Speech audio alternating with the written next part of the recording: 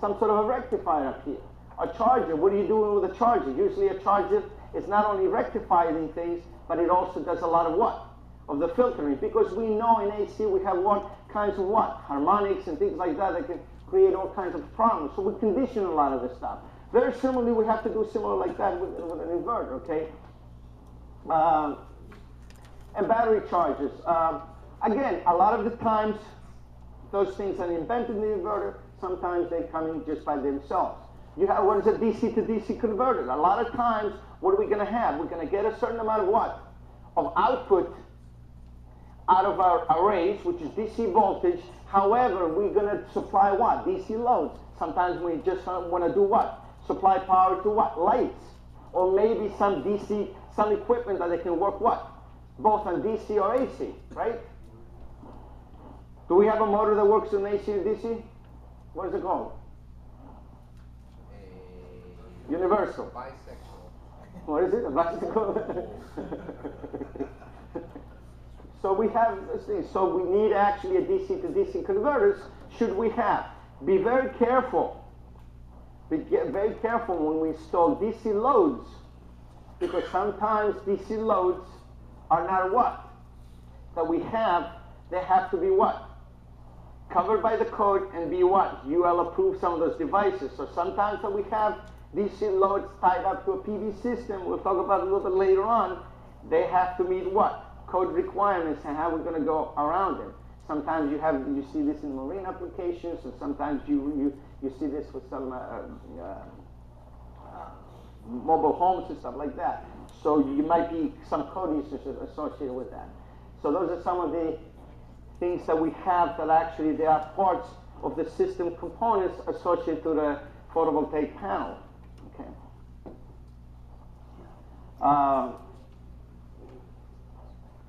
It's the typical thing. It says here's the typical representation. AC, this is what?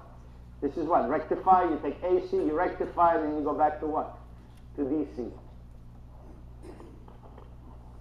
What's the simplest rectifier that we have? Called what? Good. Okay. Now, there's some other devices up here that we use. We call them maximum power point trackers. Okay. This is again a device that is usually, it's an electronic device that usually continuously what? You have a question?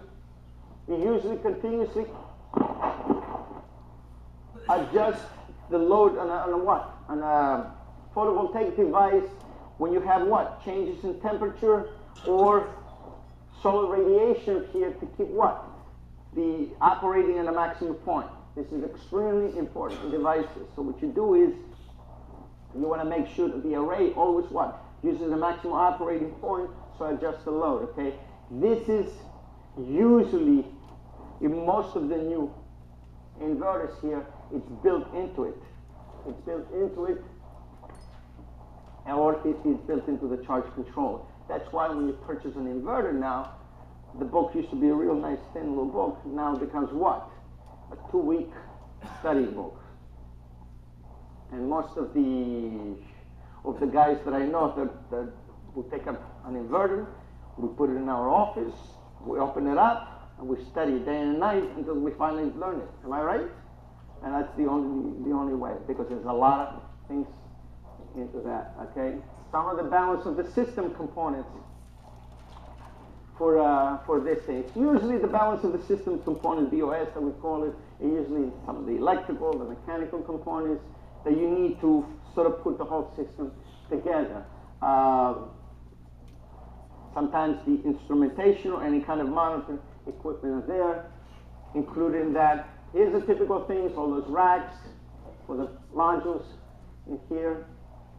All of the balance components, they can be mechanical, they can be electrical. This is a typical application that you have, what, a couple meters up there. All these electrical parts, we call it, because they don't fit the whole balance of the system components.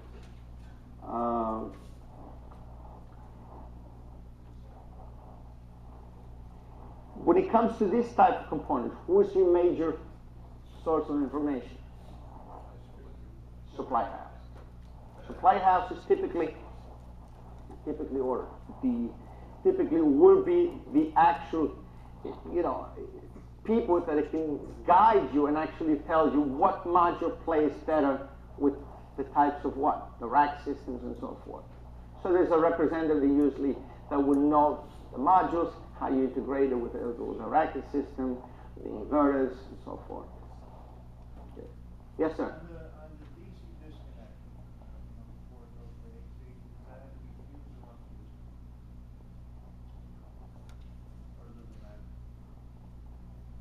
What do you think? I'm asking you. No, I'm just asking. I'm asking you. It's got to be fused. You tell me. It's got to be fused. I understood.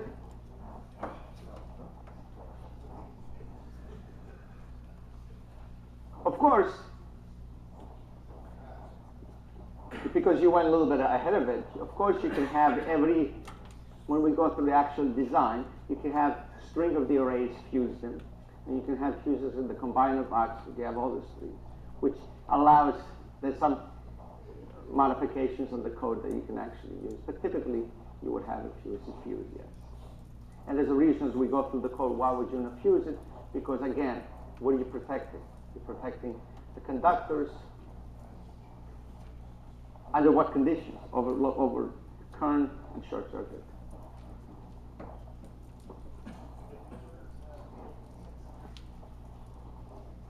Do the inverters have what?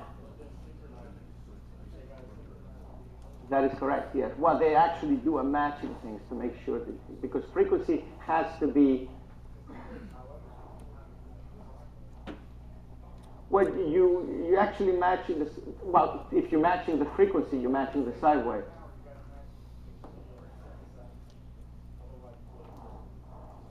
They do have that in inverters. Because see, what happens is in an AC system, the frequency is extremely important. If you cannot deviate more than what? A half a hertz, the most. Yes. All this stuff, that's why the inverters are so expensive. Okay? Now, there are other things that you can integrate into the actually PV system. Typically, you may have generators, are some of the system that you have. Engine generators, okay, or standby types of generators that you can integrate into them. Gas turbine generators, very similarly. And there's a description on the book of how they work and how they are. I'm not going to go through it. There's a picture of them. This is very similarly how typically in a lot of the applications, or especially in the large scale applications that you have, usually those things become nothing more than what? The turbine generators is actually airplane engines that they use. A lot of the companies that they use them actually for cogeneration and applications like sharing clouds and so forth. Wind turbines, okay? We take wind power up here and produce electricity. Typically, again, rotates based on some sort of what? Aerodynamic surfaces. You put air into it. But then again, up to as much as what? 15 miles per hour, you can generate type of energy. And they can go all the way from 1 kW to many, many kWs up there. In the commercial type of application, in industrial up here, you can go up to megawatts. And everything, I guess, depends on what? On the rotor diameter and the amount of wind that you have. It sort of happens that the power increases exponentially with the amount of the wind you have. So the more wind you have, tremendous amount of power that you can generate. But even if it's small, so what you need in wind things, you need really long blades and a lot of wind. Yes, sir? If you were charging one of these huge, super capacitors with a wind turbine, that wouldn't matter. You wouldn't have to condition that, right? I mean, whether it goes fast, slow, peaks, it's just used for charging like super capacitor. Well, the charge of the capacitor depends on the amount of voltage that you apply to it. Okay, the size of the capacitor and the dimension, dielectric dimension in between. So typically, if you picture, a big capacitor, okay, and then you charge, and then it has a limitation of how much